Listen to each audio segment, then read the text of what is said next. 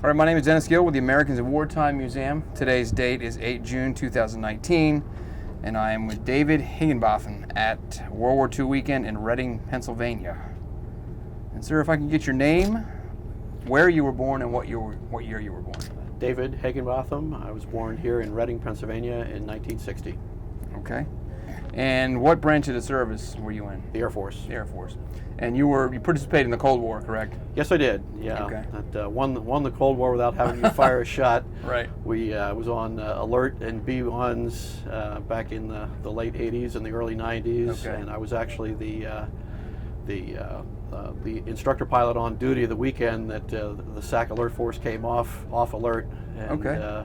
I remember that well. And, Okay. and then years later, I got a small piece of the Berlin Wall from a East German who was visiting. So. Wow, very cool. What? Do you have any other family members that were military? No, I'm the first one really in the active duty military. My Okay. dad served a very short time in the reserves, but that was it. So Okay. My mom always referred to me as being off. David was away off in the Army, and she Okay. was always worried about I was never getting any stripes on my sleeves. Right. And, she didn't know what the metal bars on, Right. on my collar were for. Right. Why the Air Force? Well, I lived in Reading, and as a young kid and a teenager, saw the Reading Air Show every other year, and really thought it would be neat to fly. And Okay. had a buddy of mine who was 2 years older than me at Muhlenberg High School, who got an appointment to the Air Force Academy. And the more I looked into it, the more it looked like a good idea. And Just decided Air Force was the way to go? you bet. Yeah, gave it a shot, and Right. took it one assignment at a time, and really enjoyed each one of them. And Right. in no time at all, 23 years had gone by. Right. No, you entered service when? 1978. 1978. I became a cadet at the Air Force Academy. Okay. Graduated in '82, and then did 23 years after that. Okay. And, we were the third class with women at the Air Force Academy, and Heather Wilson, the current, or actually the departing Secretary of the Air Force, was my freshman chemistry lab partner, Oh, okay. as I recall. Okay. And Dave Goldfein, the current Chief of Staff of the Air Force, started with our class in 1982, and then he graduated with 83. So. Okay. Real briefly, tell me about the Air Force Academy.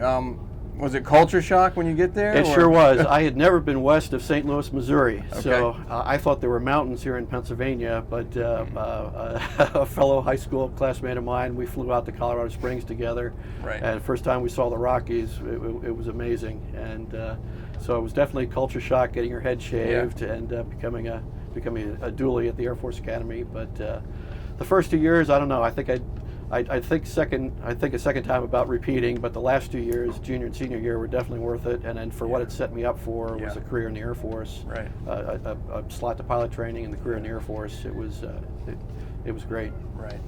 So, from the Air Force Academy, you go to pilot training. Where's that? Williams Air Force Base in Phoenix, Arizona. Okay. I was one of the lucky guys to get a slot down there. And Were you a pilot before that? no, You were I not. had never So the Air flown. Force taught you to fly. It was the first time I was flying. Yeah, T-41s. I first got a chance to do the soaring program at the Air Force Academy, and Okay. that soaring. I think if I ever do any more flying in the future, I'll try to take up soaring, because that's true flying. What is that? Explain that. A sailplane. Sailplane. Basically, you're towed and you're flying without an engine on board. Then we went through the T-41 trainer, which kind of weeds you out whether you want to fly or not, and then got off to pilot training in the T-37 and the T-38. Okay. And I struggled in the T-37, but I did quite well in the T-38. But came this close to being a fighter pilot, but didn't, and went to fly VIP transports. My first assignment in the Air Force, and then the B-1 bomber. Second. How does the Air Force decide what plane you're going to fly, or whether you're going to be a fighter pilot, a bomber pilot? Right. It's everything you're doing, almost like the Air Force Academy. Everything you do is being graded, and you're in an order of merit. And they assign the first choices to the guys at the top of the list, and they make a cut line, and so it's a very fair and open and honest. Right. And, I jokingly say about the Air Force Academy, I said I graduated in the top 10% of the bottom half of my class from the Air Force Academy, but I graduated. So. Right. Are there guys You know, when people think of the Air Force, they think of the sleek fighters, but Right. you know, there's tankers and transports and bombers. Are there guys that want to fly bombers and transports, or does everybody want to be a fighter pilot? You know, you figure that out in pilot training, and Okay. I was tall and I was skinny, and I'm not a person who can pull a lot of G-forces. Right. So the shorter, stockier guys who can handle the G-forces, and they do better in the fighters. And like in the B-1 bomber is only a 2 or 3 G airplane anyway, and Okay. we could fly really fast in a straight line, but we weren't turning. Right. What? So the first plane you fly out when you get out of training is what?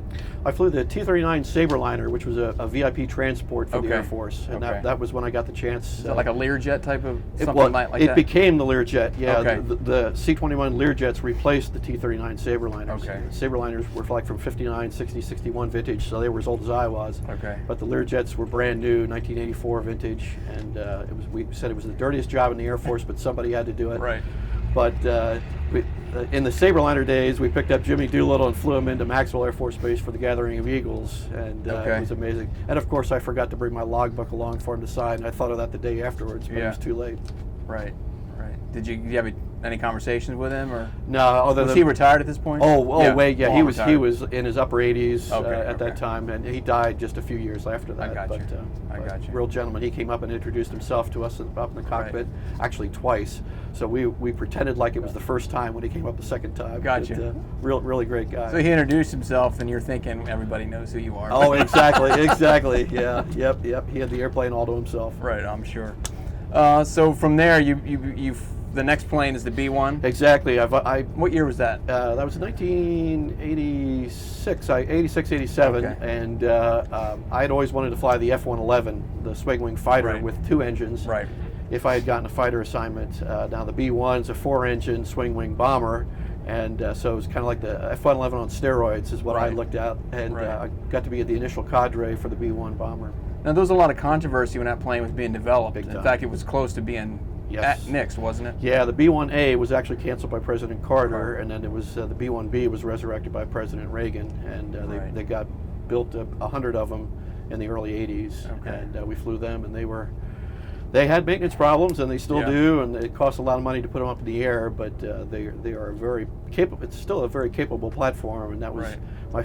after I did back-to-back assignments in the B-1 flying it, I went to AFATEC, where Okay. the Air Force Operational Test Evaluation Center in Albuquerque, where we conventionalized the B-1, Okay. gave it radios to talk to anybody and everybody in the world, the GPS Right. GPS system, so it can carry the JDAM bomb, and also put a tow decoy on the airplane as protective. And Yeah.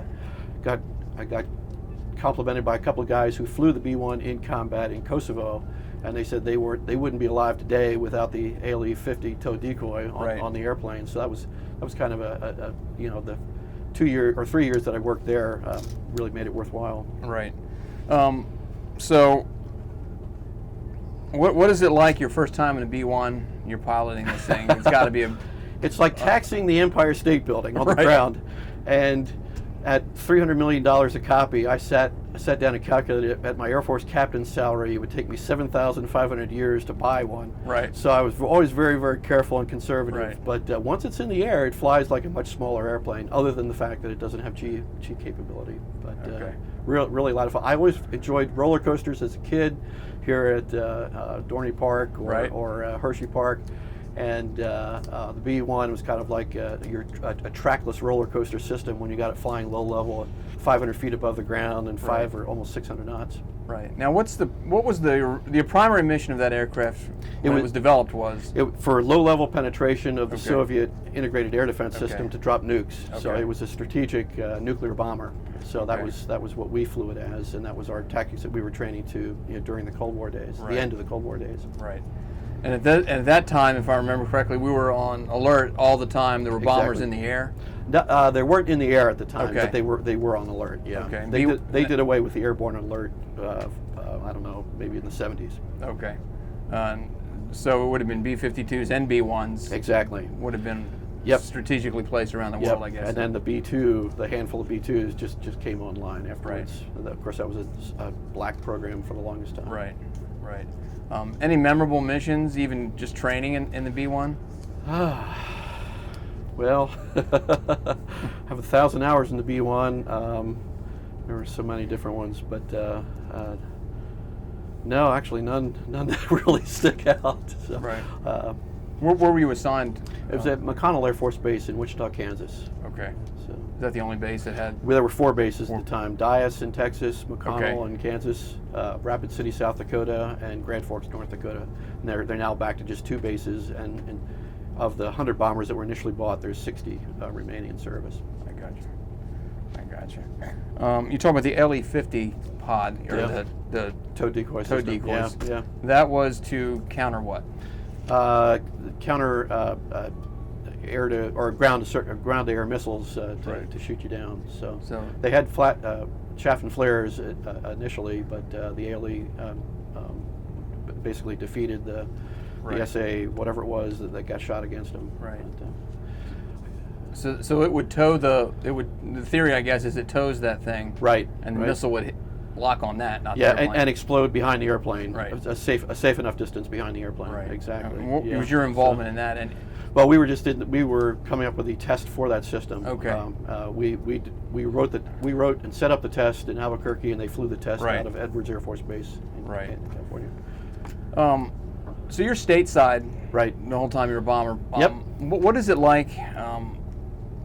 There's always that threat. At least that's what we're told. Always the threat of nuclear war with the Soviets at the time. What is it like being somebody knowing that you could be flying into the Soviet Union to drop nuclear weapons? It was something to think about. Right. And when you were sitting on alert, and we used to joke that when you were on alert, all you did was sleep until you were hungry and then eat until you were tired.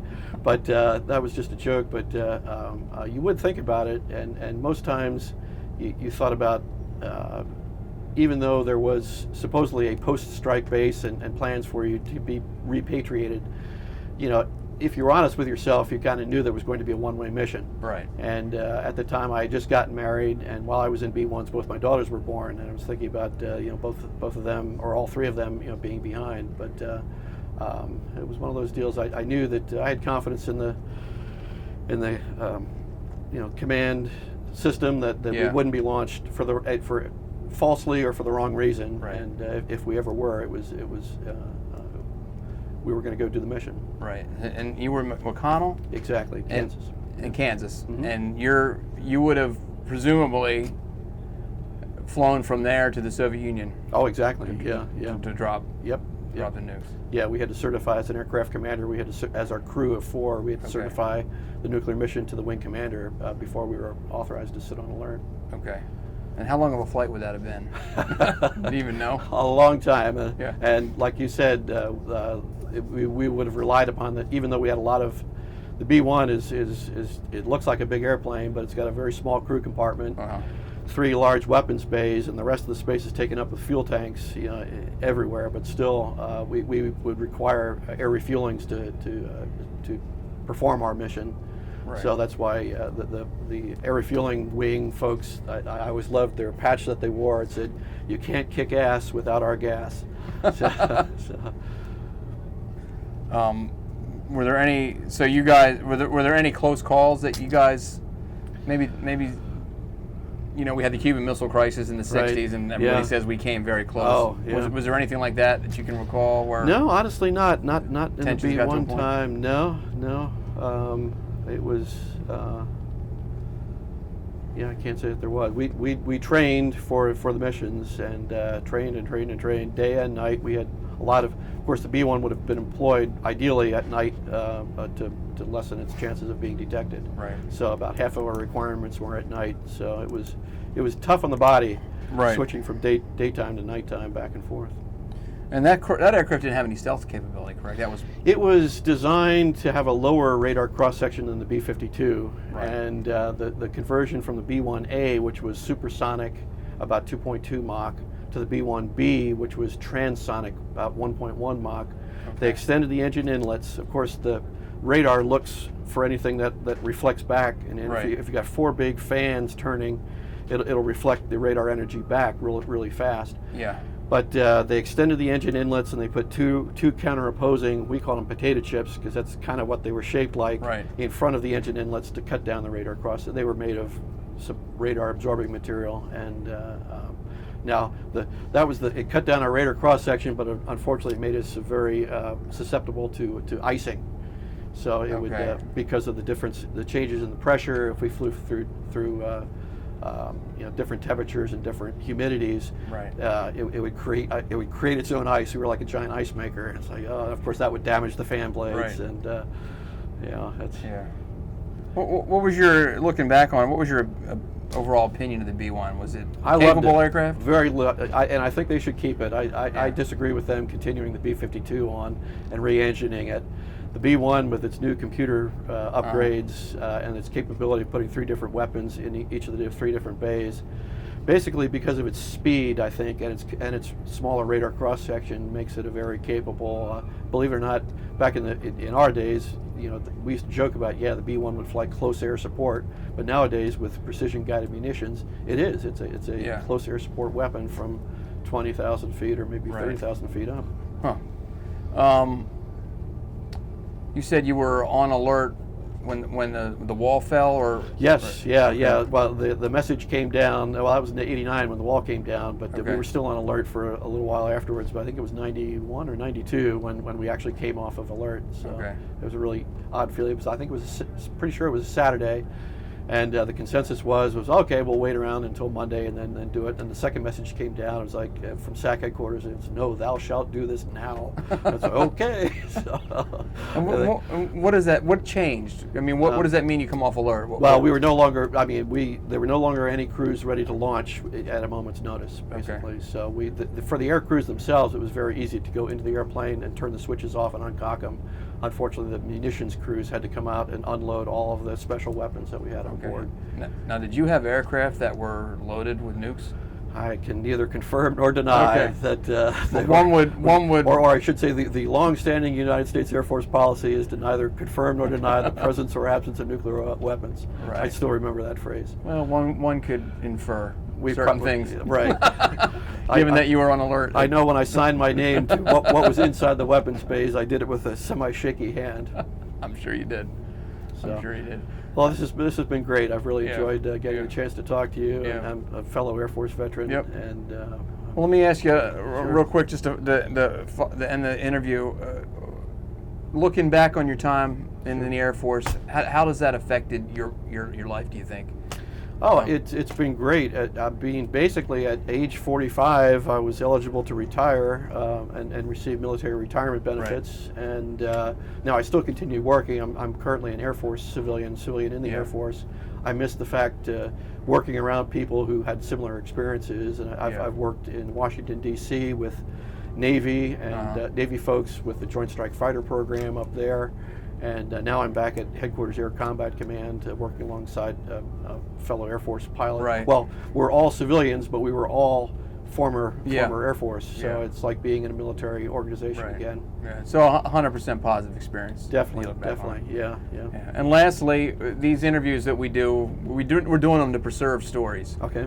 I'm hoping someone 25 or 30 or 50 years down the road or longer sees these interviews. You got anything you'd like to say to that person? A message you want to deliver? Oh, just go Air Force. It's flying. I hate to say this. It was fun and I got paid to do it. So why wouldn't I want to do it? Right. It's crushing to me to go back out to my Air Force Academy reunions and see some of the cadets out there who I think have been